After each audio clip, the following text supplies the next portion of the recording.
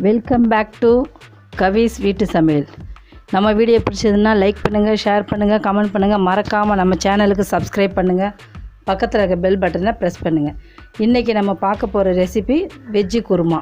இதில் வந்து நம்ம மிளகாய்த்தூள் போடாமல் செய்ய போகிறோம். இந்த குருமா வந்து சப்பாத்தி, பரோட்டா, பூரி எல்லாத்துக்குமே நல்லாயிருக்கும். தோசைக்கு கூட சூப்பராகவே இருக்கும். இது நம்ம எப்படி செய்கிறதுன்னு பார்க்கலாம்.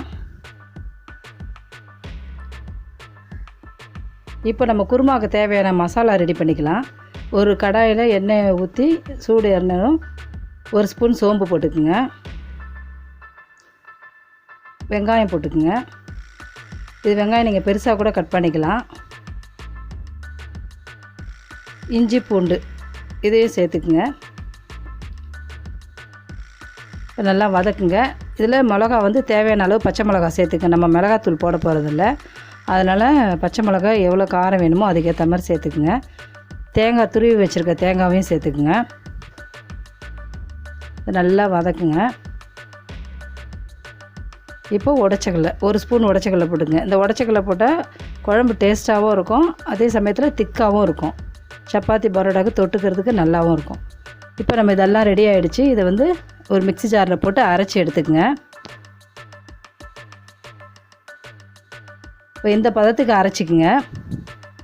இப்போ திரும்ப கடாயை வச்சு அதில் எண்ணெய் ஊற்றுங்க. எண்ணெய் சூடு ஏறினதும் ஒரு பட்டை, இலவங்கம், கிராம்பு எல்லாம் போட்டுக்குங்க.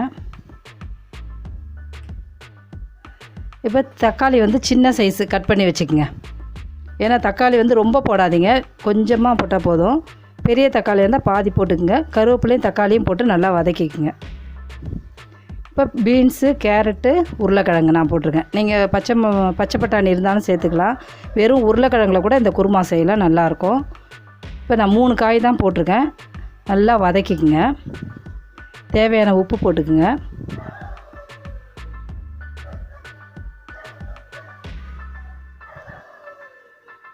இப்போ நல்லா வதங்கிருச்சு. நம்ம அரைச்சி வச்சுருக்க மசாலாவை சேர்த்துக்கலாம் அதில். இது வந்து குழம்பு கொதிக்க கொதிக்க திக்கு கொடுக்கும். உங்களுக்கு தேவையான அளவு கொஞ்சம் தண்ணி ஊற்றிக்கிங்க. இப்போ நம்ம மிக்சியில் அரைச்சலாம், அந்த தண்ணி கூட இதில் ஊற்றிக்கலாம். திரும்ப நீங்கள் ஒரு டம்ளர் தண்ணி ஊற்றுனா கூட ஊற்றிக்கலாம். இது நல்லா திக்காக தான் இருக்கும். இப்போ பாருங்கள், இப்போ குருமா ரெடி ஆயிடுச்சு. ஹோட்டல் மாதிரியே, ஹோட்டலில் சாப்பிட்ற டேஸ்ட் இது வரும். நீங்கள் ட்ரை பண்ணி பாருங்கள். இந்த ரெசிபி உங்களுக்கு பிடிச்சதுன்னா லைக் பண்ணுங்கள், ஷேர் பண்ணுங்கள், கமெண்ட் பண்ணுங்கள். மறக்காமல் நம்ம சேனலுக்கு சப்ஸ்கிரைப் பண்ணுங்கள். பக்கத்தில் இருக்க பெல் பட்டனை ப்ரெஸ் பண்ணுங்கள். தேங்க்ஸ்.